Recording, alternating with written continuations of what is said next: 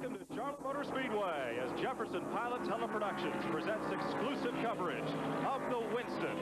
12 of NASCAR's winning drivers of 1984 going at it head-to-head for $500,000. In the early 1960s, the race cars here were almost right off the showroom floor, and the purses were practically peanuts. A lot's happened in 25 years. Charlotte's become the showplace of stock car racing. And today, the sports best will square off and chase $500,000 and this race car, Bill Elliott's Ford Thunderbird. It'll be a classic Ford versus Chevrolet confrontation. And everyone in the garage area is talking about the slow-talking, fast-driving Georgian Bill Elliott. Fans in the stand want to see a Chevrolet Ford battle like they saw years ago. It's a natural thing. It's like Coke and Pepsi. Well, the biggest thing is he got a big advantage with the smallest car. I don't believe there's a secret. I think we've just got our combination together as far as driver and the chassis working well. If he runs as good as he can run all day and has no problems, then we don't have a very good chance of beating him. It's the Ford race car. Doesn't really belong in the garage area with the other race cars in here. The Thunderbird doesn't. It's a tremendous advantage over GM products. NASCAR has got to do something about it to make it more competitive. At this point in time, I really feel that the cars are pretty much equal. So while crew chiefs look for more horsepower, and drivers like Richard Petty and Terry Labonte strap in for more practice, the man whose car is at the eye of the storm of controversy works on his chassis and waits. Welcome to Charlotte Motor Speedway as Jefferson Pilot Teleproductions presents exclusive coverage of the 1985 Winston. 12 of NASCAR's top drivers going for $500,000. Today's show is brought to you. It's a beautiful day at Charlotte Motor Speedway, 76 degrees, mostly sunny skies, little breeze blowing. Keep these race fans a little cool as they watch some hot competition. The Winston is a unique event in stock car racing. It's just 70 laps. It's worth $500,000. To keep the competition fierce up front, there's 2 bonus laps, 20 and 55, that pay $10,000 to the leader of those laps. And unlike the Busch Clash, another NASCAR sprint-type race, there will be one mandatory pit stop. That'll have a lot to do with race strategy and the outcome of today's event. Hello, everyone. Hi atop the Charlotte Motor Speedway. I'm Mike Joy, and with me will be a couple of fellas that have a unique perspective on this event. One is Kyle Petty, who's done just about everything he can to qualify for the Winston, but get to victory lane. You've come close this year, though. Yeah, we've come close, real close, a couple of times, and you know, things have been going real well for us. So hopefully before the end of the year, we'll be able to win a race or two and maybe start up front in the Winston next year. It's said that this is a Ford racetrack, and certainly everyone's been chasing Bill Elliott in the super speedways this year. You've had some real good runs, and it looks like your car is pretty well set up for Sunday's World 600 here. Well, we hope it's set up for this World 600. You know, the racetrack here in Charlotte is suited for the Fords. The racetrack gets real slick getting in the corner, it gets real slick getting out, and the Ford motor seems to really help it pull up off the corner. It seems to be able to get down and get a little bit more coming up off, and you know, the car seems to stay real tight, so hopefully it'll be that way tomorrow too. Usually race week, there's a lot of pitting and kidding going on in the garage area, but things have been kind of serious down there this week. Definitely so. This is one of the few times I've ever been to a racetrack when it seems like it's another Daytona 500. You know, when you come to the racetrack and you're running for as much money as we run for in the 600 and running for as much money as these guys are running for in the Winston, I mean, you know, there's got to be a lot of pressure on the crews to get 2 cars ready, the pressure on the drivers to run 2 races in a row and to perform to the peak of their ability. Where on this racetrack is the Ford most superior to the Chevrolets? Well, like I said before, it's a little bit better getting in the corner because of the slope-drift glass.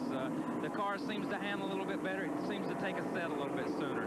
Coming up off of the corner, the car is real suited to the racetrack as far as the torque range and the horsepower in the motor. The torque range is a little bit lower and it can get down. Like I say, it reaches for another gear almost like overdrive and begins to come up off the corner.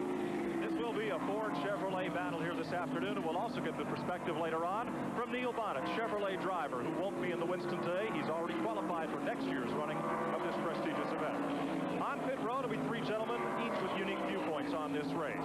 Johnny Hayes is the former owner of the the Copenhagen Skoal Racing Team for brothers Phil and Benny Parsons, the drivers. He'll be with us on pit road today. Johnny? Thank you, Mike. I tell you, folks, the first thing I got to say is if you missed today, you probably missed about the most exciting moment in motorsports. We got about 130,000 people here, and everybody's so excited. I got cold chills. I know what these drivers are going through. I know what they're thinking about. Bill Elliott's probably one of my best friends. We've been together a long time, and I knew him before he hit the big time. He's made a lot of money. He's won a bunch of races, but he ain't having no fun. The pressure is awesome. A lot of things people don't know about Bill Elliott is he's his own crew chief. He's not like these other guys. They can walk out, jump in their race car, and go. Bill Elliott was at the racetrack this morning at 5:30. He'll have a long day, and he's got a long day tomorrow. I tell you, it's so exciting. I just hope you all enjoy it and we'll have a great day. Back to you, Mike. You've heard the sound of stock cars in the background. They've been running the Winn-Dixie 300 late model sportsman race, which you may see on tape delay on many of these same stations. Neil Bonnet competed in that race. That's why he's not with us now. And after his second place finish behind Tim Richmond, he'll be up with us shortly. On pit road, a gentleman who's covered the races for ESPN, all forms of motorsports from pit road, from the broadcast booth. Let's join Larry Newber. Thanks, Mike. Well, the late model sportsman race has just concluded, and Tim Richmond has won a smashing victory here. He was fast all week long in this division, and he was very fast today. You know, this weekend is the day and date of a lot of races around the country, and almost all of them are extra distance races, and pit stops become a very big part of the strategy. Well, this is something just a little different for all the Grand National stock car teams. As Mike mentioned to you, there is one required pit stop. It's about halfway through the race. Now, during that pit stop, you have to change outside or right side rubber, whether you want to or not, or whether you've already stopped or not already in this race. Also, these cars are equipped to go just a little more than halfway through this race in terms of a full load of fuel. So during that pit stop, the question becomes, how much fuel do you put in? You have to start with a full load because of weight restrictions. But depending on how well the gas mileage has been up to that point, you might not want to fill up just at that time at that last pit stop, or rather that required pit stop. Well, that's the strategy from down here in the pits. The pit crews have never seen anything quite like this here at Charlotte this weekend. Now, Kyle, a word about Tim Richmond. He has his work cut out for him this weekend. He just finished the sportsman race. He'll run in the Winston, a 100-mile test. And then Sunday, he takes on the World 600, the longest race on the NASCAR circuit. He and Bobby Allison are the only drivers doing triple duty. And I think about Sunday late in the day, that's going to wear on them. Well, hopefully it'll wear on them. You know, from where I'm standing, I hope so. But, you know, if Richmond and I guess Bobby both do the same deal, then they'll end up running over 1,000 miles in one weekend. And, you know, the World 600 is a tough race on everybody, even if you only have to run those 600 miles, not counting the 400 they're having to run today. Well, 1,000 miles plus practice on 3 different race cars makes for a long week here. And it's been a long week for you folks here. You came in, what, Tuesday? Yeah, we came in Tuesday, you know, and tried to get everything set up. And the weather's been real bad here. You know, it's been real cloudy all week, and everything's been changed. And the last practice they had for the Winstons yesterday was real cool. I think it was 30 or 40 degrees. The guys have set the cars up for that type of weather, and now it's 70 or 80 today. So, you know, the track's going to be changed, especially after the sportsman race. You've been around stock car racing all your life. Your grandfather was a champion. Your dad has been 7-time Grand National champion. Now you're competing. Did you ever dream that someday someone could come here to Charlotte, North Carolina and win $200,000 for less than an hour's racing? Not really. You know, we're used to running 3- and 4-hour races for $50,000 and $60,000, and now they're going to run for $200,000 for just 70 laps. And you know, there's a lot of pressure on these guys to go out and do good. And you know, they've earned the position to be here by winning the races last year. It shows they were the 12 best drivers last year, and you know, hopefully we'll be one of the ones next year. Well, a man who's been an integral part of the local sports scene here in Charlotte, North Carolina, has been covering Charlotte Motor Speedway for most of its 26 years. Let's join Bob Heiss. Thank you, Mike. You know, I have been here all week, and in fact, the last couple of months, as all of these teams are making tremendous preparations for this race this afternoon. You know, back in December, when Winston announced the fact that they would have this $500,000 race, all the teams that were eligible then began to make big plans. Some teams decided to build new cars. Some teams decided, well, maybe we ought to go with a car that we know that's tested and true. So that's what you're going to see among the field today. There has been a lot of preparation. They've been working weeks, months on these cars. They have been taking private practice sessions and renting the Speedway here to get in some time between the other races on the regular NASCAR schedule. So they are ready. They are trying to set up. This is a handling track, as many of you have been telling, and they have been gone over with a fine-tooth comb by the inspectors of NASCAR. They are set and ready to go. Down on pit road, they're getting set and ready to go. They're rolling the cars out from the garage area for the inaugural running of the Winston. We'll be back. There are over 100,000 sun-drenched race fans here at Charlotte Motor Speedway. They've just seen a great late model sportsman contest, and they're about to see a unique event in stock car racing history. This track was built in 1960, and they have continually improved it, expanded it, taken what was one grandstand and turned it into a grandstand that sweeps halfway around this speedway with condominiums, VIP suites. And we were talking earlier in the day, when you first started coming here, a lot of this place was just a hole in the ground. Yeah, most of between turn 3 and 4 was just a big gully, and I can remember coming here at 7, 8, 9 years old, and you know, it's tough for a 7 or 8 year old kid to watch a race, and especially the length of the World 600. And we would bring bicycles and footballs and ride bicycles in the hole in the middle of the infield, and you know, as many times as Daddy's won races and stuff, we'd ride a while and then go to Victory Lane and party a while. It was that type of deal. So you know, we really enjoyed coming to Charlotte. Did you figure at age 6 that you'd be out here racing someday? Not really. I don't even think I dreamed about racing until I was on up a little bit older, and you know, really knew what a car was and was able to drive around at the house and stuff. But you know, after the bug bit me, then you know, I can't think of any place I'd rather win than at Charlotte, North Carolina. To get into the Winston, the rule is if you win, you're in. Let's take a look at the starting lineup and how the 12 drivers made it in the field. Here's the field for the richest race per mile in auto racing history. Terry Labonte is the defending Winston Cup champion, so he earns the pole position for the Winston. In the Billy Hagan-owned, Dale Inman-prepared Piedmont Airlines Chevrolet, Labonte won at Riverside, California and Bristol, Tennessee last season. This year he has yet to visit Victory Lane. This is Darrell Waltrip. Waltrip earns the outside pole by virtue of his 7 victories in 1984. 5 times on the short track and twice on the super speedway in the Budweiser Chevrolet of Junior Johnson, prepared by Jeff Hammond. Harry Gant, the Skoll Bandit Chevrolet. Travis Carter's the chief wrench. Hal Needham and Burt Reynolds, the car owners. In the second half of last season, Gant won at Pocono, Pennsylvania, Darlington, South Carolina, and Dover, Delaware. This year already he has a pole position and a victory. Bill Elliott, in the second half of last season, won at Michigan, Charlotte, and Rockingham. This year he's been on the pole 4 times, and 5 times he's been in Victory Lane, all on super speedways in the Coors Thunderbird, owned by Harry Melling. Jeff Bodine came off the tough Northeastern NASCAR modified circuit to drive for Charlotte car dealer Rick Hendrick. Crew chief Harry Hyde in the Levi Garrett Chevrolet. Last year he won at Martinsville, Virginia, Nashville, Tennessee, and Riverside, California. Cale Yarborough.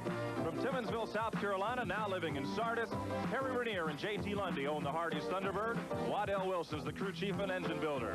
Yarborough started last year with a bang, winning at Daytona, Talladega, and Pocono in June. Dale Earnhardt in the Wrangler Chevrolet, owned by former driver Richard Childress, chiefed by Kirk Shelmerdine. Last year, Earnhardt, a victor at Talladega, Alabama, and Atlanta, Georgia. He's the 1980 Winston Cup Stock Car champion. Bobby Allison. In 25 years of racing, he's the sport's 3rd leading all-time winner in the Miller American Buick, owned by Dygard Racing, the team headed up by Gary Nelson. He won last year at Rockingham and last May here at Charlotte Motor Speedway. Richard Petty, the king of stock car racing and the all-time winner. Last year won at Dover, Delaware, and last July at Daytona with President Reagan looking on, he won at Daytona. The STP Pontiac is owned by Mike Kerr. Mike Beam is the crew chief. Ricky Rudd of Chesapeake, Virginia, in the Bud Moore Motorcraft 4 Thunderbird, won on the short track last February at Richmond, Virginia. He's a 3-time career winner in Winston Cup stock car racing. In the final row, inside, the only single driver in the field, flamboyant Tim Richmond. The Ashland, Ohio native lives on Lake Norman in North Carolina. Drives for former drag racing champion Raymond Beadle and crew chief Barry Dotson in the old Milwaukee Pontiac. He won at North Wilkesboro last April. And Benny Parsons, the nice guy of stock car racing, drives the Copenhagen Chevrolet for Leo and Richard Jackson and crew chief Cliff Champion. Last March, Benny won on the 1.5-mile super speedway in Atlanta, Georgia. He has 21 career victories. Here's what's at stake this afternoon in the Winston. First prize, $200,000 for 105 miles of racing, the richest race per mile in auto racing history. Second is worth $75,000. Third is worth $50,000. Fourth is $40,000, then $30,000 and $15,000 for the sixth spot. But on back through the field from seventh place on back, $13,000, $12,000, $5,000, and down to $10,000 just to start. There are some events on the 28-race Grand National schedule where that $10,000 figure, well, you could just about earn that for second place. We've talked with Kyle Petty about the Ford race car, the Thunderbird, how superior it is on the mile-and-a-half track like Charlotte, and how Bill Elliott has had such tremendous success with it all season long. Neil Bonnet will be along with us to prevent the Chevrolet point of view, but for a rather objective, we hope, look at the Ford versus Chevrolet controversy here. Let's go to the garage area. Hello, everyone. This is Benny Parsons. I'm going to try to give you my opinion on the controversy is which is better, the Ford or Chevrolet, as far as the aerodynamics is concerned. The problem, we look at the Chevrolet, this is the Monte Carlo. The nose is very, very good on this car. You can see that it's very round, but it is kind of flat and very wide. Now we look over at this Ford, and we see that the nose is not as flat. It is more round than a Chevrolet, plus it is more narrow than a Chevrolet. So therefore, it ought to go through the wind just a little bit better. We go back on the Ford. The windshield lays back very well, probably about like the Chevrolet. But I really feel like that one of the biggest differences in the Ford versus the Monte Carlo is the rear window on this Ford. As you can see, it is on a very good slant. The air comes across the hood, down this rear window, and against the rear air dam, therefore applying some pressure on the rear tires of this car and helping it get through the turns immensely. Now we look at the Chevrolet, and we look at the back window on this Chevrolet, and you can see how quickly that it drops off. So therefore, what happens is the air goes across this roof. It can't follow the windshield because, look, it's traveling 150 miles an hour. It goes across, and it comes down, and it completely misses the rear air dam. You can see the angle of the rear air dam on this car, the Copenhagen Chevrolet, versus the Hardy's Ford we looked at just a moment ago. There's probably 30 or 40 degrees difference in how the rear air dam stands up. The only air that we can get on the Chevrolets to add for rear down pressure is off the side, and they come back and they hit the rear spoiler, the rear air dam, somewhere right on the edge, about 5 or 6 inches in. And really and truly, I believe that this is the biggest difference in the Ford and Chevrolet, the rear window. Now, Kyle, we hope that's an objective look at this, but we have to remember Benny Parsons drives a Chevrolet. Do you think that's a pretty fair picture of the difference? That's pretty close. You know, the back window does have a lot to do with it. On some of the racetracks, you know, on the racetracks that we've been running, you know, I can't say that it's got that big a problem with it. You know, Beal right now is just, his car's really handling good. You know, he's got a lot of combinations. It's just like Dan said when they interviewed him earlier. They took a lot of small ingredients, packed them in one big pie, and made a nice pie out of it, you know, and everything seems to be working nice. So, you know, that was pretty good, though. Well, some people have seemed to have lost sight of that. It's not the Ford race car is so tremendous. It's one car in particular that's just dominating this sport.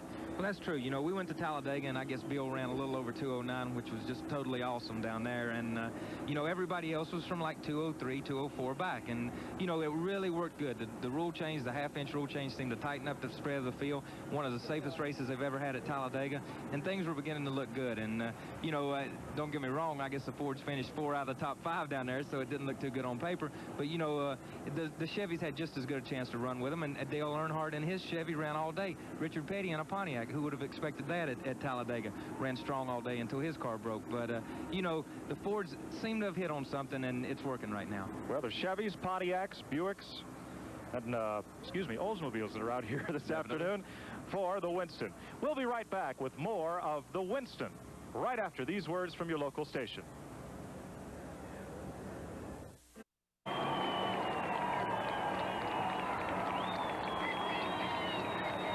At Charlotte Motor Speedway, the 12 drivers that will compete in the Winston are being paraded around the Speedway for the 100,000-plus fans to see in the back seats of convertible cars. You see on your screen, and the crowd is really becoming interested in the proceeding here. Pre-race ceremonies will be beginning momentarily.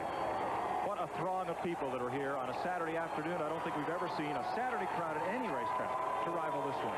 No, definitely not. You know, there's been crowds before, and I think Humpy's had 80 and 90,000, but nothing like the crowd he's got here today.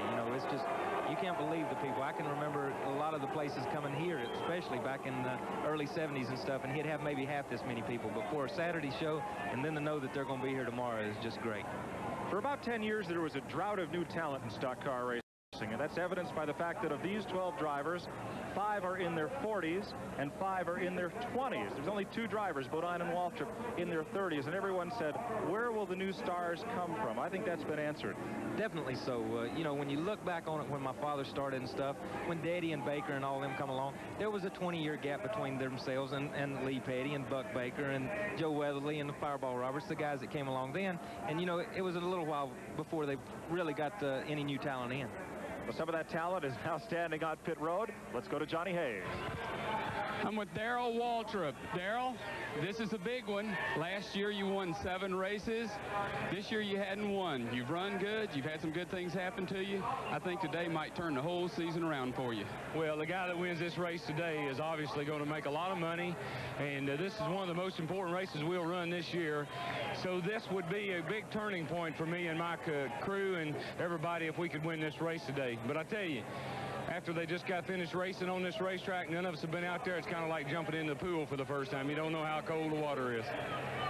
Have you got a special game plan for this race? I know it's flat out 100 miles or so. What are you going to do? I want to try to get in front and stay there. I know that sounds like a very simple philosophy, but if I can get in front right off, stretch out a little bit and get a comfortable lead, that would really be to my advantage. Who do you figure your #1 competition out there is today? My #1 competition is number 9. I sure appreciate it. Have good luck. Back to you, Mike. At the Charlotte Motor Speedway, pre-race activity continues. We'll return to the Winston right after this word.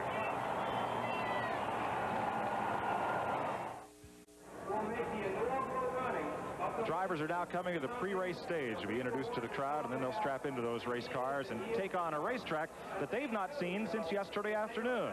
But one fellow who's just been out there for 300 fast miles is Neil Bonnet. What kind of shape is the track in? Mike, it's a little bit cool today, but still that sun's been bearing down on the track, and the thing's exceptionally slick up in the 3rd and 4th turn, and I look for the guys to have to deal with it. A good handling race car is going to show up today. We noticed a lot of cautions in the sportsman race off turn number 4. How did you have to adjust your driving style to deal with that part of the racetrack?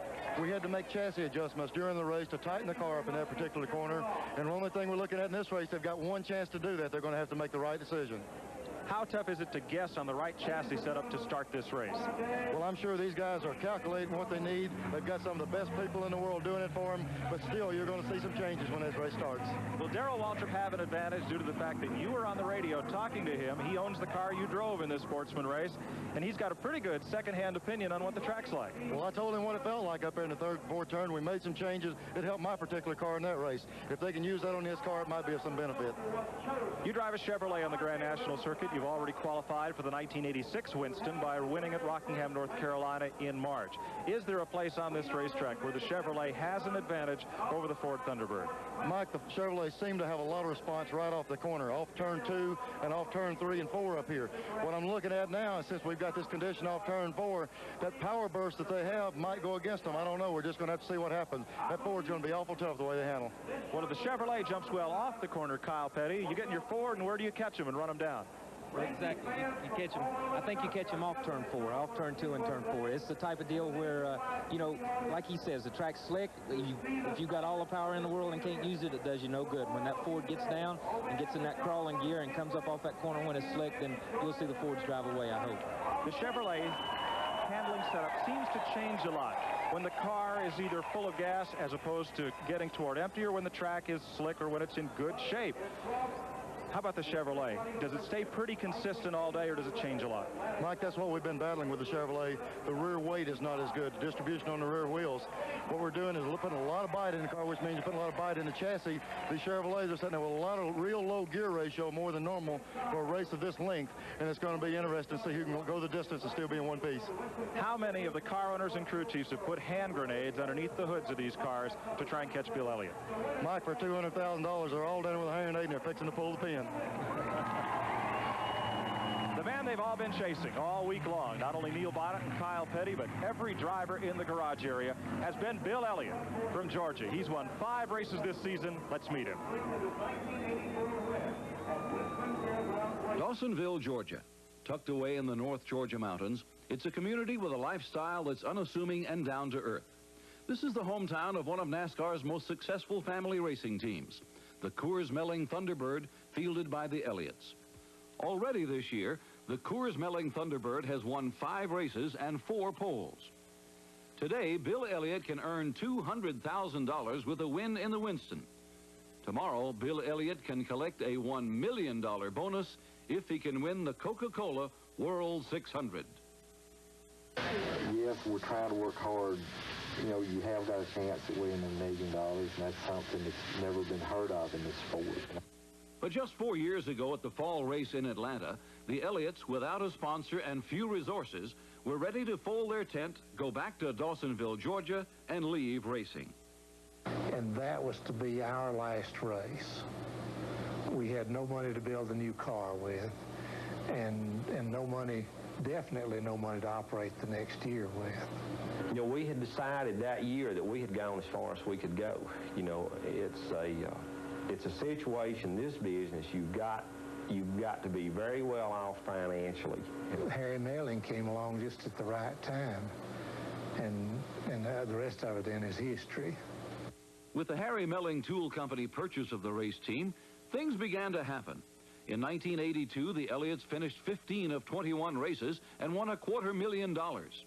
In 1983, Bill Elliott won $500,000 and his first race, the Riverside 500 in California. Dawsonville, Georgia rolled out the red carpet for its favorite son. It seemed like everybody I'd ever known was there. A lot of the people, I think all the people from around this county came, and there was some from the neighboring counties that I knew. It seemed like every time I turned around, there was somebody there I knew. Coors Brewing Company became a full sponsor in 1984, adding an influx of money and security that a race team needs most to be competitive. In '84, the Coors Melling Thunderbird won 3 races, 4 pole positions, and almost $700,000. Each NASCAR race team works for an advantage over their competition. The Elliots and their competition concede that much of the Elliots' advantage this year is the cumulative effect of the past years of hard work and dedication as a family. They worked day and night, including Christmas Day, to get ready for the Daytona race. Working hard, winning, and being the most successful race team this year has brought the Elliots a lot of fame and notoriety. How have they handled it? Fame doesn't mean a whole lot to me, and I don't think it does to Bill either. You know, most all this stuff is you can be the highlight one day and you can barely be remembered the next. I don't really worry about it that much. You know, there's times that I get a little bit aggravated with it because, you know, I am so much part of the car and it takes me away from that. And I guess that's my pride and joy. And if Coors thought like a corporation, they'd have breweries all across the country so they could do things like cut the cost of shipping their beer. But because Coors thinks like a brewer, they have only one. The drivers have been introduced as you look at the first turn condominiums at Charlotte Motor Speedway. Johnny Hayes is standing by with the man everyone's trying to beat today. Bill Elliott. You've come a long way, son. I knew you before you hit the big time. Now we're out here racing for big dollars. How does it look? Well, I'll tell you, Johnny, you know, it's something that we're going to go out and do the best we can do, and whatever happens is going to happen. And, you know, and I just pray it's a good, safe race and everything comes out all right no matter who wins. Were you having fun now that you got all this money, or is the pressure getting to you? Well, the thing of it is, it ain't the money standpoint of it. But, you know, I like to stay competitive and run good, and I think just the sport of auto racing is what I love. You know, when there's days you don't have a good time, which I'm sure in your job you're the same way, but we go out and do the best we can do, and we'll hope we have a good time. Well, we all pulling for you. Have a good one. Thank you, Johnny. See you. See you later. Back up to you, Mike. He doesn't look nervous, Neil, but it has been a little tense down there all week. I'm telling you what, the amount of money that's on the line, the prestige that's involved in everything, you know, Bill's handling it real well, and he's got a pretty good pressure relief valve in that Ford sitting there. It's hard to ignore the money, but face it, each of these 12 fellas, you and Kyle, are competitors. I've seen you go out and run just as hard for $600 to win as I have seen you run for $60,000. Mike, I was up in Huntsville, Alabama about 3 weeks ago racing for $800 to win, and I ran just as hard that day as if I was buckling up out there for $200. But these guys are fixing to turn some mighty good race cars loose for the best money we've ever had. Well, not everybody's a Bill Elliott fan, as we can see. We've said that this race may be won or lost on pit road, and Larry Nuber is standing with the winningest crew chief in the history of NASCAR racing. Well, Dale Inman was the man who was in charge through all those Richard Petty glory years. His car starts on the pole today because Terry Labonte was the champion last year. Shouting instructions to all of his crew members. Dale, what do you think? You guys going to charge right from the beginning, or kind of hold back? Well, I think you're going to have to go, but, you know, starting on the pole don't necessarily mean that you're going to lead the first lap, because like Atlanta and places like this, the third and fourth place people have a good shot at going to the front. So I don't think nobody can really set a strategy, because you're running against the best, and you're just going to have to go every lap just as good as you can.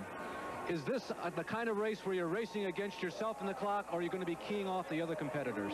No, you got to race. You got to be there first. That's what you need to do. You just need to beat them all. You can't beat just one person. You got to beat them all. Well, if anybody knows how to get it done, how to beat them all, it's this guy. Kyle, that's your dad's cousin, and I think it's fair to say that he is probably the master strategist of maybe anybody on pit road at figuring out how to win a race after the green flag drops. Definitely so. You know, I can think of 3 or 4 incidents when it came down to the last pit stop at Daytona, and we'd either change tires or wouldn't change tires, or act like we were going to change tires and psych somebody out. And, you know, he knows when to pit, when not to pit, and what to do on the pit stops.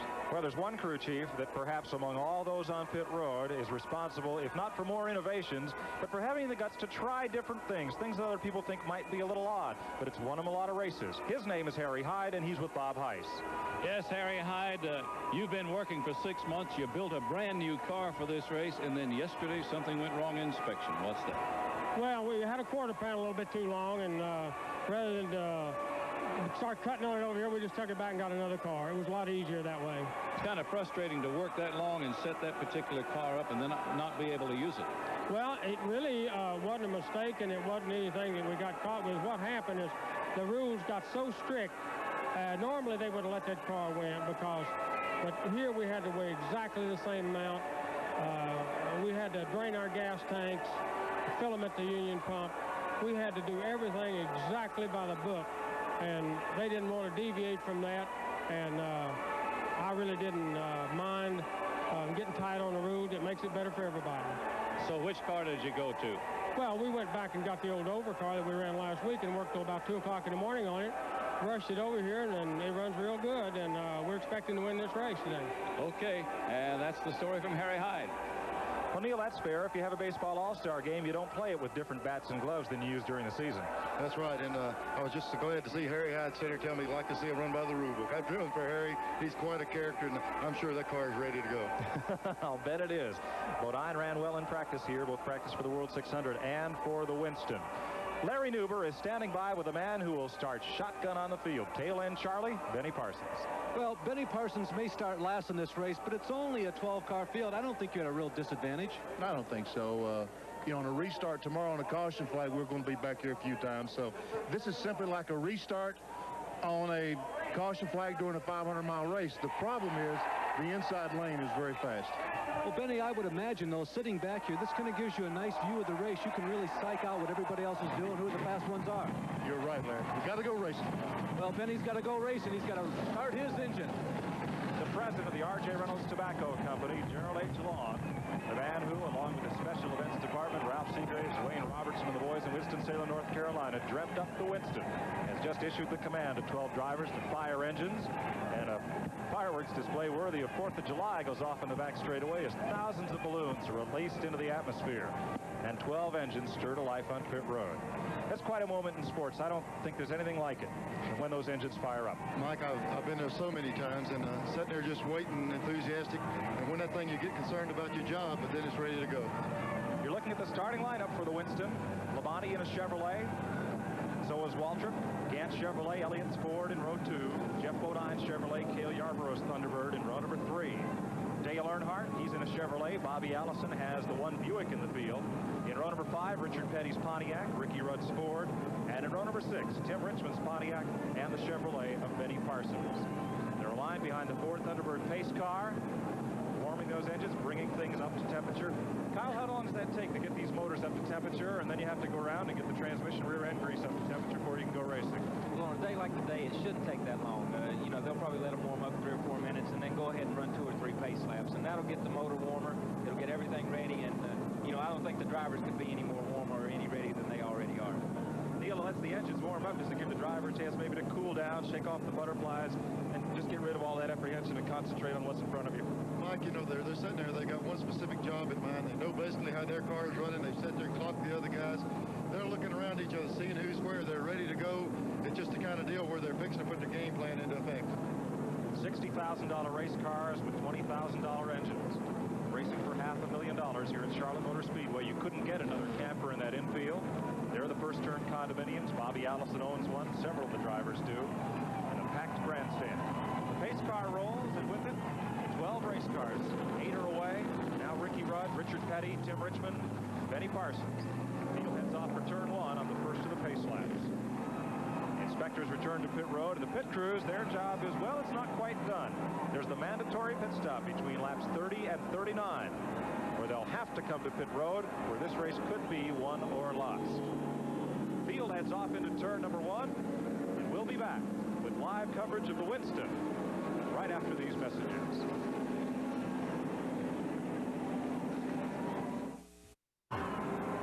There will be a Goodies Headache Award this afternoon. The driver that has the biggest headache in the running of this event, our Jefferson Pilot Teleproductions team will vote, and that driver will receive $500. That's nothing compared to the $200,000 that the winner will receive in the Winston.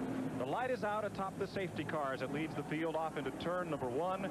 Neil Bonnet, if you're in Darrell Waltrip's car, lined up on the outside of the front row, what are you thinking right now? You're fixing to see one heck of a drag race. These guys are really going to turn these cars coming down through here. The lead is going to be a big factor, I feel, in this race. The track is exceptionally slick, and the guy up front, there's the ball standing there. The guy up front is going to be hard to get around. That's Junior Johnson, who owns the cars running the Grand National Circuit by Darrell Waltrip and Neil Bonnet. Joey Knuckles, who's with the Hardee's team, for Cale Yarborough, on headset with his driver. Lydell Wilson's the crew chief there. This is one of the few times you're going to see tension in the pits. These guys are going to be a big factor with this pit stop coming up in this race. Kyle Petty, if you're Bill Elliott and you're third on the field, what do you want to do on the start? You know, with the strengths he's shown all year, I feel like that he'll just try to get in line, get a steady pace, and try and work his way back up through there. Jerry Long is on the flag stand. He'll drop the green flag. Then NASCAR starter Harold Kinder will take over for the rest of these 70 laps. 100,000 plus race fans are on their feet. The pace car is on pit road.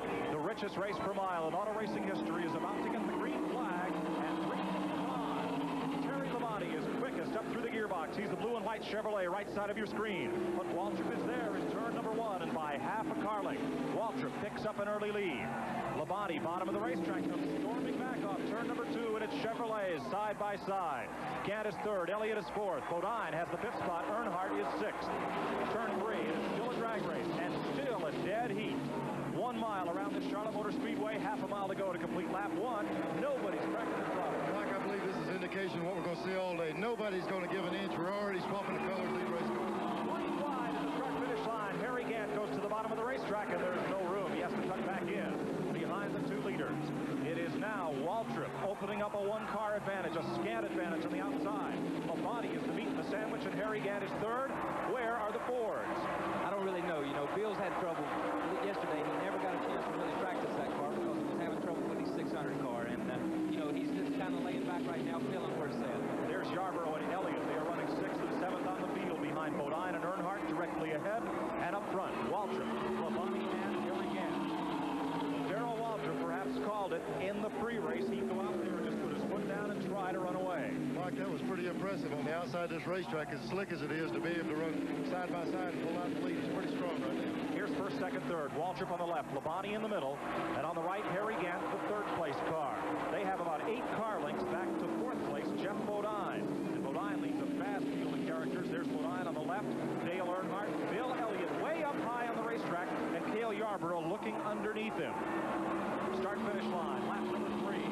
Waltrip by just a car length. Here's Yarborough working underneath Bill Elliott down in turn number 1. And Elliott just cuts him off at the pass, but Bill can't keep that car on the bottom of the racetrack. It's not looking like it's happening. And, like I say, he did get a chance to practice it yesterday afternoon. The car might be a little loose. That's where that 1 pit stop's going to really help these guys. Junior Johnson said yesterday we've got 1 chance to set up so we can get out front and try to get away from it. Here's Waltrip off the fourth corner, back to the start-finish line as Budweiser Chevrolet paces the field. Labonte, the Winston Cup champion, runs second. Harry Gant, third. Fourth is Jeff Bodine, and they've broken away a bit.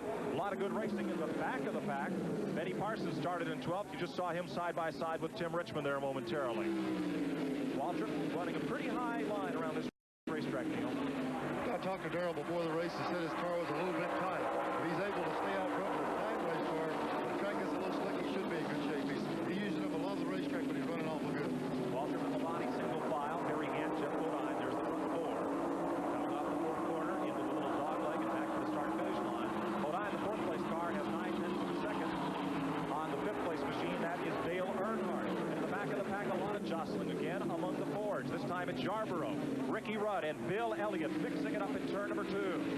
And Cale took a spot from Elliott that time. Rudd trying to follow suit on the inside. He's the white and red Ford number 15. That's Ricky Rudd of Chesapeake, Virginia. Here comes Yarborough. He's got the horsepower to get down into turn number 3. But on the left corner of your screen, Dale Earnhardt, car number 3. Holds Yarborough at bay as they come back to start-finish. Lap number 7. Earnhardt and Yarborough. Dale, one tough customer. His sponsor slogan, and he lives up to that. Yarborough, when there's money on the line, he's a tough man to beat. Up front, Walter, Labonte, Gant, and Bodine. Mike, I'm sorry. One thing I noticed is during the sportsman race just a few minutes ago, the crew moved up high in 1 and 2. Darrell's up there working awful good on that part of the racetrack. If you can run up there to keep the tires a little bit cooler. Waltrip won 7 times last season, 5 times on the short track, twice on the super speedways. Bob Heiss is on pit road with the crew chief for Darrell Waltrip. Bob? Yes, Jeff Hammond is here. He's trying to check on timings and everything else. How's Darrell running? He went to the front very quickly. So far, the car's really performing well. We still got a long ways to go, but right now, we're very much pleased. Was that the strategy, to try to go up front as quick as you could? Well, we just wanted to make sure we stayed up close to the front. If we couldn't lead, we wanted to make sure we could keep the leaders, really close by, because like being a 100-mile race, you couldn't stand to be very far behind. We do have to stop. We want to be in a good position where maybe we can capitalize on some mistake or a good stop and try to get a little more of the lead game. Work it out the best way we can. Jeff Hammond, the crew chief for Darrell Waltrip. Yeah, I noticed in the back straightaway, I could get a good look at Darrell's car, and there's a wheel mark on the side, and that was the first lap of this race. What's the last lap going to look like? When they bunch him up on his pit stop, it's going to be interesting in a little while. Here's the front four, but they're shuffling from 5th on back. Cale Yarborough is the man on the move. He's driven underneath Dale Earnhardt's Wrangler Chevrolet, and the Hardee's Thunderbird is now in 5th spot. Cale's car really looks like it's working now. It's doing 1 and 2. He's able to jump up under him, coming off 2 over there. Another car that's moving up is Bobby Allison. He's come from way back in the back where he got called at the beginning of the race. He's been able to move back up into 4th and 5th position. There's been a split in the 4-car draft at the head of the pack. Jeff Bodine has gotten underneath Harry Gant, and as on the start of the race, did Waltrip and Labonte. These 2 cars are locked in a dead heat now for the 3rd spot. You're watching 5th on back. There's 6th place Earnhardt, Allison in 7th, the Buick beginning to ramble and pull up underneath Dale Earnhardt in turn number 3. Ricky Rudd is there, car number 15, that's a 4.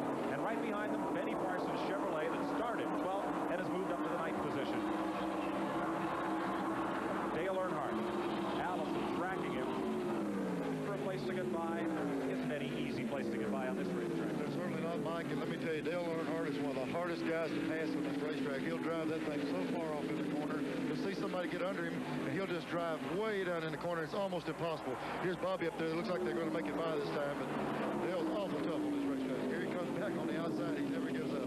And Ricky Rudd's Ford just could not get into the corner well enough to get under Earnhardt. Now Earnhardt leaves just a little bit of opening, and Rudd is there.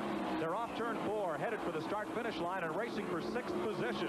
Earnhardt has the nose of his Chevrolet tucked right up under the bumper of Allison.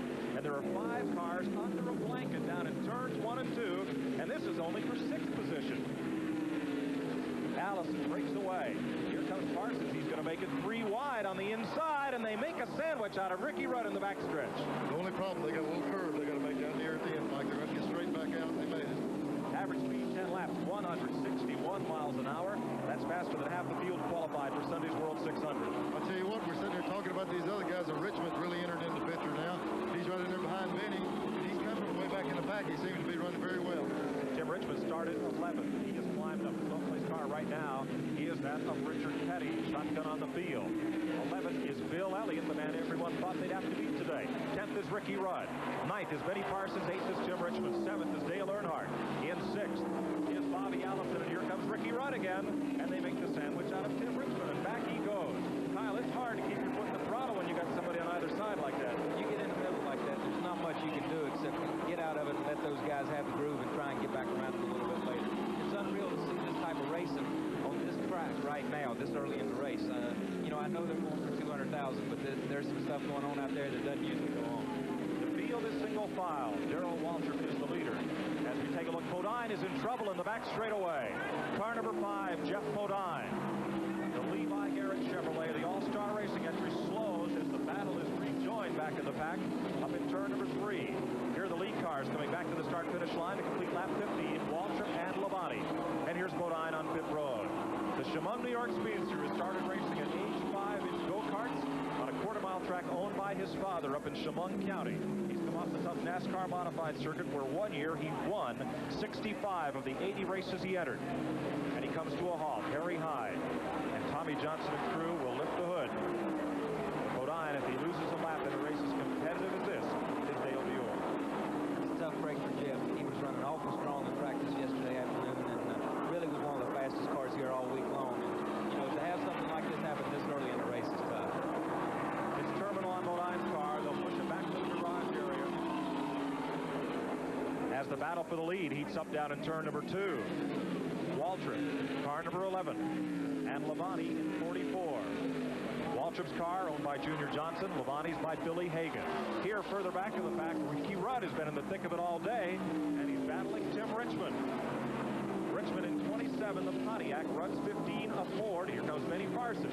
Nothing wants to be part of the proceedings. They're running for 7th position. These cars are all running about the same speed, and you know, a guy will get in the lead and lead a lap, and the guy running behind him thinks he's got enough to get around him and go on, and they're just dicing it up and getting further and further behind. But you know, with a pit stop in a race like this, they'll have their opportunity to make some changes and maybe come back a little bit later on. Richmond there is 7th, Ricky Rudd is 8th, Benny Parsons 9th, and Bill Elliott, a disappointing and surprising 10th. Richard Petty is 11th, and Jeff Bodine's car has gone to the garage area. Waltrip's the leader, Labonte is 2nd. They've opened up quite a separation on the field. 17 laps complete. Coming up on lap number 20, and the leader of that lap gets $10,000. And you see Labonte drawing a bead, getting very close to Waltrip there, and we'll see if he chooses to make his move and go for the 10 grand. Like this particular car here was built up at Junior Shops just across the creek from mine. The Chevrolet engineers have been working hand in hand to see if they could combat the effort Ford's put out, and Darrell's car seems to be working exceptionally well. So does Terry's right now. Waltrip coming off the 4th turn, back to the start-finish stripe. Labonte glued tightly right in his draft. They are 2.8 seconds ahead of the 3rd place car, Harry Gant. Yarborough's 4th, Allison's 5th, Earnhardt is 6th. 7th is Tim Richmond, 8th is Ricky Rudd, 9th Benny Parsons, 10th Bill Elliott, and 11th Richard Petty. You're watching Earnhardt. He's the 6th place car. And way up the racetrack goes Ricky Rudd. Way high at turns 1 and 2, looking for perhaps a better groove around the racetrack. Back up front, coming up to the bonus money lap, $10,000 to the leader of lap number 20. Waltrip, Labonte. They're in two-way radio contact with their crews, counting the laps, winding it down. 19 laps complete. Next time by, $10,000. Here's Labonte making his move to the inside. That $10,000 will put you to work, and Terry's going to try it down on the bottom a while. Waltrip up high. Labonte on the bottom of the racetrack, and everybody on their feet. It is Waltrip, it is Labonte. Labonte will drag race Waltrip to turn number 3. Now we'll see who's got the handle. For $10,000, they might change a little bit of colors on those race cars. Here they come coming off 4. It's going to be awful tight. Waltrip a little bit loose up in 3. Here comes Labonte right down the bottom of the racetrack. It's the short way around. It's Labonte. Labonte wins $10,000 by the length of that $10,000 bill. I'll tell you what, it was quite a show for 10 grand, but if they keep racing like that, that backpack's going to catch up a little bit. Terry is showing me something, showing all of us something there. If he can pull up there and take that kind of lap, he might have a little bit left. That side-by-side racing allowed 3rd place Harry Gant to close to within 2 seconds of the lead duo. Up in turns 3 and 4, here's Waltrip and Labonte. Terry a little bit loose off the corner that time. Like what happens on a deal like that is he'll use his car for a lap or 2 there to hold it down under Darrell and turn it, heated his tires up. Follow him a lap or 2 now, get the tires moved back down, he's ready to go one more time. Waltrip's the leader. We know Labonte can pass him. He got underneath him to win the $10,000. But Waltrip has his eye on the $200,000 at the end of the rainbow. We'll be right back with more of the Winston after this word from your local station.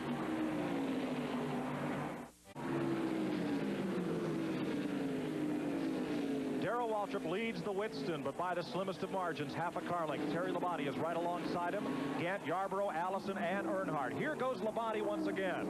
He's stuck under Waltrip to get the lead. He may not have it all the way to the start-finish line, and you don't lead this race officially unless you lead it at the stripe. Here they come to complete lap 25. Labonte, give this to Labonte. It's the second lap he's led today. He led lap number 20 for $10,000. Let's take another look at it. Neil?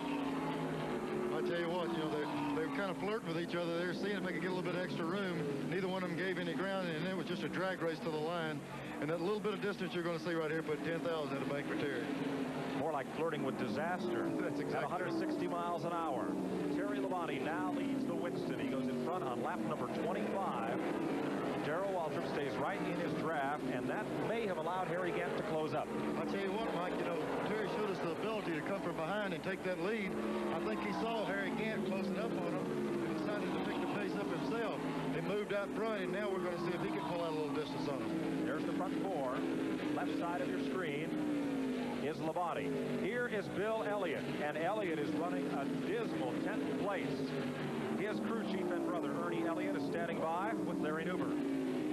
Well, Ernie just had to run back to the garage. They're doing a little bit of scrambling around back here. They're trying to figure out exactly why Bill is going so slow. Any guesses? Well, right now, we're having trouble with the transmission. It seems to be jumping out of high gear, and he's having to hold the car in gear and drive with one hand. So right now, we're a little behind.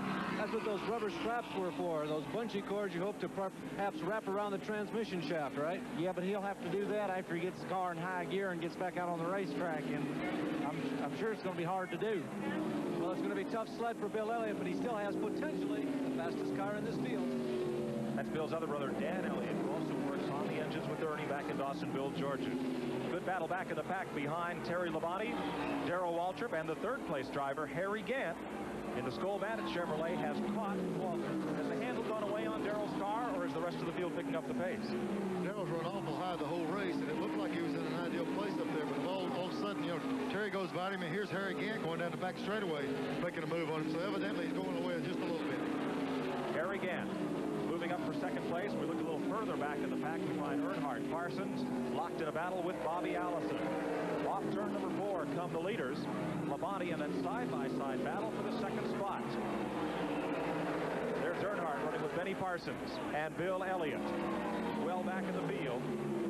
And up front, Labonte gets to open it up a bit as Harry Gant has gone underneath Darrell Waltrip, and Cale Yarborough closes in. Kyle, we've not seen much from Cale so far in this race, but he fell back a bit, picked his way up through the field pretty well. Well, he dropped back there at the beginning, and the car's been working real well. The distance from where he's at right now to first place, he's really closed up on the leaders. Labonte's car's really been working good, but Cale's car's also been working well. And if he gets up in there, there's nobody that dices it around any better than Cale Yarborough. Cale's in 4th spot, and he's just barely 2 seconds behind the leader. Mike, and he also has the luxury now, just like a stepping stone. He can use Darrell to pull up. If he get around Darrell, he's got Harry Gant. Then it's just one more step to the lead. He can climb each rung of the ladder going to the lead right now. The flagman, Harold Kinder, is holding out a special flag used only in this event. It's a flag with the logo of the Winston, and it means that 30 laps have arrived. Sometime within the next 10 laps, each driver must make a pit stop and change 2 tires. I think one thing here that's really helping Cale. Here's Harry Gant. Gant will immediately hop onto pit road at lap 31. Travis Carter and the Skoal Bandit crew are poised to service Gant. He must fill his gas tank and take on 2 tires. Mike, a lot of the thinking here is 30 laps on a set of tires and 30 more on a new set. If you extend the thing, they're going to start slowing in, hopefully, and get some new tires on and have a little bit more speed than the rest of the guys when they come back out. Gant had jumped up to 2nd spot. He's away 12.5 seconds. You can't beat that. That's an excellent time. Great pit stop. Meanwhile, Bill Elliott is moving up in the field, and now Elliott slows. Looks like he'll be on pit road this time by. He's in the back of the field. Report is Terry Labonte will pit in 2 laps. He's now the runaway leader. He's way out ahead of Darrell Waltrip. Here's Bobby Allison on pit road, the Miller American Buick. Robert Yates, the engine builder, Robin Pemberton, the crew chief. Gary Nelson's the team manager. They've computerized stock car racing. They run a pit computer to help them compute gas mileage and how the car should be set up for the duration of the race. Right side tires going on Ellis's car. You see the time in the lower right-hand corner of the screen. They use air impact wrenches, not the ones in your local corner garage, and travel at an impressive speed to mount tires in 12 to 13 seconds. This will definitely spread out the field. Here comes Labonte. He's back to the start-finish line and across. He is 1.6 seconds ahead of Darrell Waltrip. Waltrip's about to be caught down in turn number 1. Bill Elliott comes to pit road, and this is the man everyone's been trying to beat all season long. The Coors Melling Ford Thunderbird comes to a halt. Ernie and Dan Elliott go to work for the car owned by Harry Melling. Again, it's right side tires and gasoline. They're also going in the window, Mike. They're working on that shifter. They're going to put one of these rubber bungee cords around the roll bars in the car to the shifter, hopefully to hold the car in high gear. 15.3 seconds. He lost 2.5 seconds to Harry Gant on pit road. Jim Richmond comes flying onto pit road in the old Milwaukee Pontiac. Richmond at 27 will get service from Barry Dodson and the Raymond Beatles crew. This has really spread the field out. Cale Yarborough, meanwhile, has caught Waltrip in the backstretch. But they have only 5 laps left in which to make this pit stop. Again, it's right side tires. Look at Barry Dodson cranking again, trying to stack that car a little differently. And Richmond is away. The leader is on pit road. Terry Labonte, the defending Winston Cup champion, native of Corpus Christi, Texas. Short track racer there, attracted the attention of Louisiana oil man Billy Hagan. Labonte's on pit road, and so too is Ricky Rudd. Bob Heiss is on pit road. Bob?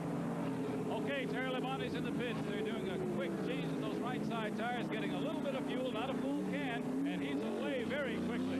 Back to you, Mike.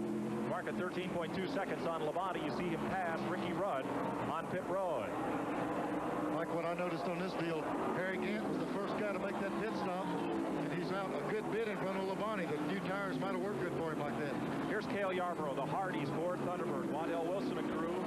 Joey Knuckles, you saw earlier on camera, they're over the wall to service Cale. Brings that car to a stop. They're under the car, and they've got those lugs undone almost before the car stops. The watch running, and the other car is running at 160 miles an hour. Uh-oh, little miscue there. Something like that's really expensive, too, because what people need to realize, to relate to this time, each second is almost a football field. When that clock's clicking, you got an awful lot of work on that racetrack to make it up. Simultaneously, Dale Earnhardt has made his pit stop in the Wrangler car. Richard Childress and Kurt Shelberdine serviced it. Here comes the Junior Johnson machine. Jeff Hammond comes around with the jack. Larry Nuber is there.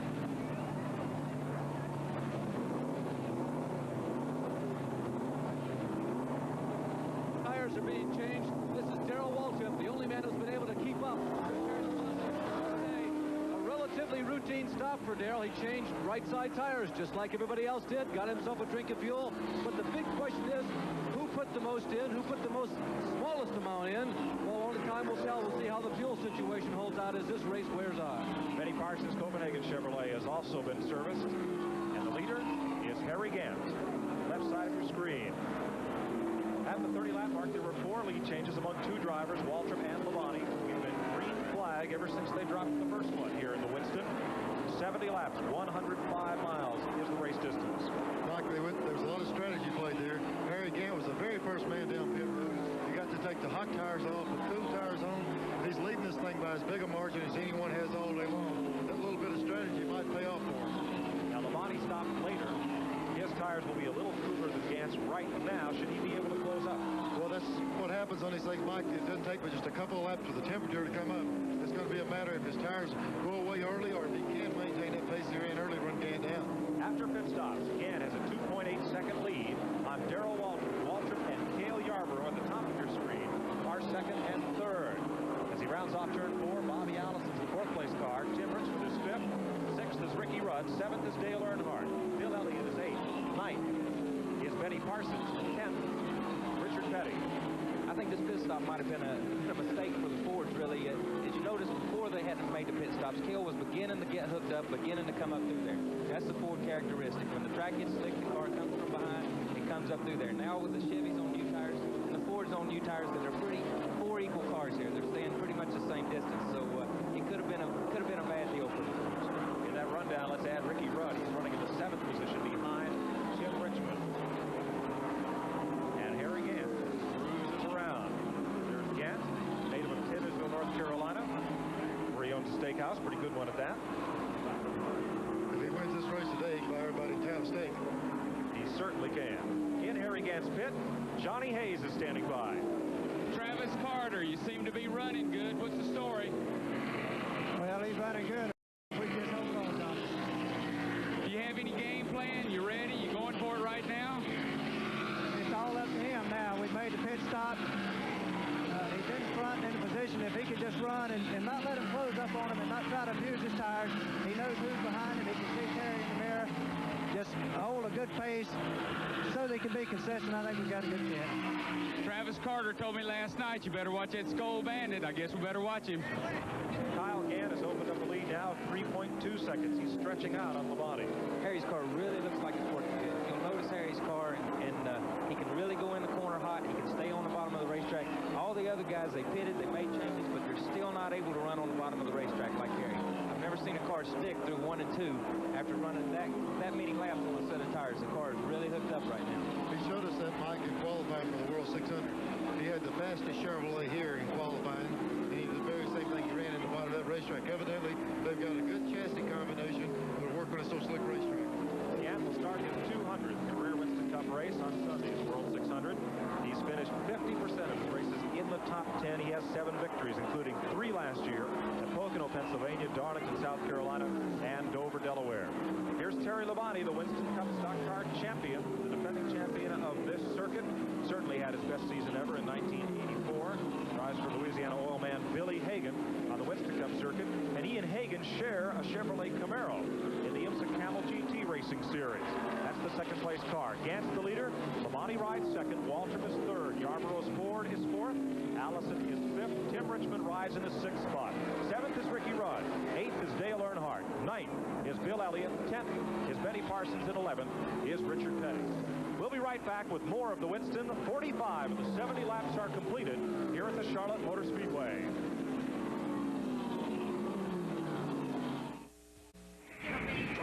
Here's the leaderboard, of course.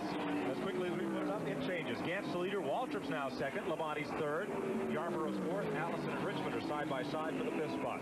Darrell Waltrip came up and just motored around Terry Labonte. Right around on the outside up there in that one particular place he was earlier, and he just seems to have him a little place up there on the top. And the deal now is, can he close in on the leader, Harry Gant? Waltrip is car number 11, the junior Johnson-owned Chevrolet, prepared up in Eagle Hollow, North Carolina. Labonte right behind him, now lives in Archdale, North Carolina. Corpus Christi, Texas is his home. They are second and third. Can't these cars get together and draft and chase down here again? I don't know. It's someplace like Daytona or Talladega, maybe so. Here, the draft's not that important, or not as big a factor. If you'll watch the cars when they go in the corner, and maybe they run 2 separate lines, that hurts the car when they run 2 separate lines. Through 1 and 2, Darrell will run real high, Terry runs low. Through 3 and 4, Darrell runs low and Terry runs high. So the cars are not really working with each other enough to be able to hook up in a draft like you would see at a Daytona or a Talladega and run the 33 car down. There's the leader, Harry Gant. And you saw the separation between Gant and the second place car, Waltrip, just coming into view at the bottom of the screen. Let's go to Bob Heiss on pit road.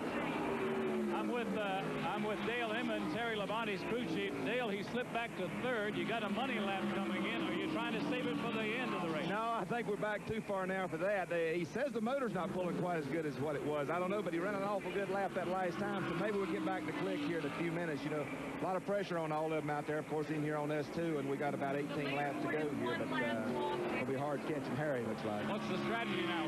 Well, we're running just as hard as we can go. There ain't no question about that. Thank you. Neil, there's not much strategy from here on out. You've made your pit stop, and if the race stays green all the way, there's only one strategy. After that last pit stop, you can might as well reach over and turn the radios off. That pit crew is not going to be very beneficial.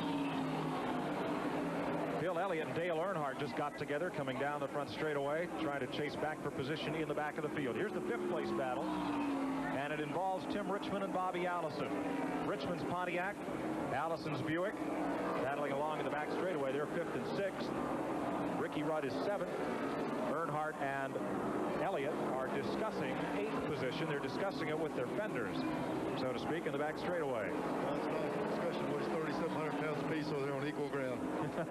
You're watching Tim Richmond in the Pontiac trying to hold off the Buick of Bobby Allison. That's back at 5th position. Richmond running way up high in the groove. Allison down low, but the car looks a little bound up, like he's just not getting through the turn. Let's look now at Dale Earnhardt and Bill Elliott. They have separated their scuffle by about a car length or two. They're back at 8th and 9th positions. You'll watch these guys and they'll race. Elliott tried him for 3 or 4 laps, heated up his tires on the inside. He had to drop back in, maybe run a lap behind Earnhardt, get his tires cooled back down, and then I'm sure he'll make another try, of course, before the end of the race is up. Harry Gant, the first man on pit road, and you're watching the Chevrolet owned by Hal Needham, stuntman turned director, and Hollywood actor Burt Reynolds. Evidently, they made a proper chassis change, or the set of tires they put on was better, whatever the circumstances. Harry was running third when they pitted. He's now leading. There's the interval, first to second. Gant, the bottom of your screen. Labonte atop. And back at 8th position, there's Waltrip. Back at 8th position, that battle is rejoined once again. Earnhardt and Elliott. See in a moment, there's leader Harry Gant. Harry Gant just picked up $10,000 again for lead lap 55, and I think he's looking at that big $200,000 instead of $10,000 right now. Could be $210,000 for Harry Gant this afternoon. This lap, that $10,000 lap wasn't as exciting as the first one, but it pays the same no matter where you're at. Harry's really just running his own race, setting his own pace. He's out there not abusing these tires. The car's still working just great. And well, here they are racing again, like I said before, for that position right there. The 9 car dropped back, let his tire cool off, got back running at him a couple more times, and here he is trying him again. Now as they run side by side, Earnhardt on the right, Elliott on the left. You see Benny Parsons closing in. That's the race for 8th spot. Let's go to Johnny Hayes. Travis Carter, you just won 10,000 big ones. How's it going? Well, we got 10,000. We're really rooting for that 200,000. What are we going to do with that money? The way Darrell Walton's coming in, I don't know if it'll be ours. He's coming off the foot fast on 10-4. Okay, thank you, Travis Carter. Back up to you, Mike. We'll be right back with more of the 1985 Winston after this word from your local station.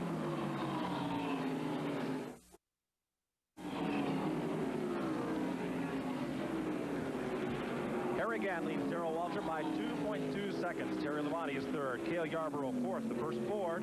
Tim Richmond's Pontiac. Bobby Allison's Buick. That's the front 5. Every Winston Cup champion since 1971 is in this race, but only one will take home $200,000. Here's the man with the best chance to do it right now, Harry Gant. But that lead that a lap ago was 2.2 seconds. Darrell Waltrip is running him down. He's cut it down by a 1/10 or so this time by. I'll tell you what, Harry's looked flawless from the time he took the lead after the pit stop. But just the last few laps, he's been smoking the rear tires off the corner a little bit. Darrell is gradually closing in on him, but there's not but like 10 laps to go, so it's going to be interesting. Waltrip is taking a very high line through the corners. Gant from the bottom of the racetrack. He seems to be making good time. You know, you can't fault a guy when you say, well, he's not running in the groove, but he's making excellent time. The only problem is, like Dale said, there's 10 laps to go, and not only does Darrell have to catch him, Darrell's got to get around him. But the way he's been running and the groove he's running, the way he's closing it up, it's going to be close. 2 seconds is the margin from Harry Gant back to Darrell Waltrip. Back in third, way back in third is Terry Labonte. Cale Yarborough's fourth. Tim Richmond now the 5th place car. 6th is Bobby Allison. Back in 7th is Ricky Rudd. Back in 8th is Bill Elliott. 9th is Benny Parsons. 10th is Dale Earnhardt. 11th is Richard Petty. We talked to Junior Johnson about Darrell Waltrip's chances to win the Winston. Well, I think in a 100-mile dash like that, we got a better chance at Bill than we would have in 600 miles because there won't be enough pit stops. If he happened not to hit the right combination right off the bat, he ain't going to be able to stop and adjust his chassis and make the preparation changes that he's going to need to do. And you got a shot at him in that condition. Kyle Petty, that's exactly what happened. Elliott apparently missed on the right combination to win this race. He missed on the combination right off the bat. Whether the car was popping out of gear, the car still right now is not handling like it has all week long. And, you know, it's like we said at the beginning, you got one shot at making it, and that was that pit stop. And, you know, if you're going to pay a guy on what he's worth in that pit stop right there, Travis Carter just won that $200,000 or close to it. In fairness to Bill Elliott, his concern this weekend may be more on the World 600 Sunday, where he has a chance to win the Winston Million. He'd win the third of the big 4 of NASCAR stock car racing in one season. He won the Daytona 500. He won the Winston 500 at Talladega. He wins the World 600 Sunday. He gets $1 million bonus. Bill Elliott is not the man to watch here right now. It is Darrell Waltrip. Here's Waltrip, top of your screen, and he is eating up Harry Gant's lead. I'm telling you, Mike, he's just now getting to the place on the racetrack, the distance away. A few more laps, he's going to feel that draft to see if he can close it up some. Darrell Waltrip, way high in the corner, coming off turn number 2 once again. Gant running low on the groove. Back straightaway. There's Terry Labonte. He's the third place car. He's running by his lonesome. Cale Yarborough will have to eat up 1.6 seconds to catch Labonte and take over third spot. One advantage that Darrell really got working for him is that Harry's driving the rear end off, and he can look in the mirror. He sees Darrell coming. He gets on the gas a little bit sooner. He spins those tires. He heats them up. And, you know, Darrell's just driving his own race right now, eating up the racetrack, using whatever he needs. He's not having to catch any traffic. He's just kind of using his time, and he's catching up with him.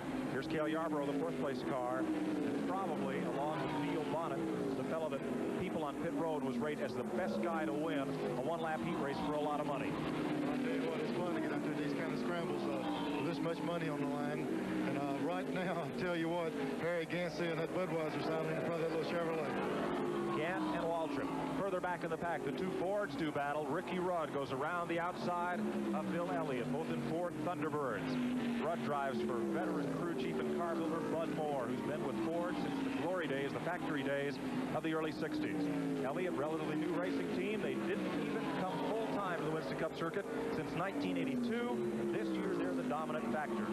They battle back in the pack. 4 laps to go. It'll be 3 this time by. And off turn number 4 come the 2 leaders. Waltrip, well, he is eating it up. Darrell's really eating it up, and you know, you get down to 2 or 3 laps left in the race, and they're coming up to lap Richard Petty here. I don't figure they'll go before the end of the race, but if they get close to him, he could be a factor in the race. He hasn't been all day long, but you know, the way Darrell's car is really working high right now, he can go in a whole lot hotter, eat up a whole lot more of the racetrack, come off the corner strong. He's really running a great race today. 0.8 of a second, about 7 miles, 2.5 laps will decide the winner of $200,000. Gant's lead is gone. Yes, sir, Mike. If you'll watch, you'll see smoke off the rear tires of Harry Gant's car right here. He's having to work his car awful hard, and Darrell's running on a different place on the racetrack, so I don't feel like Gant can hold him back there running 2 separate places. NASCAR's winningest driver in 1984, Darrell Waltrip, 7 victories. It's between these two.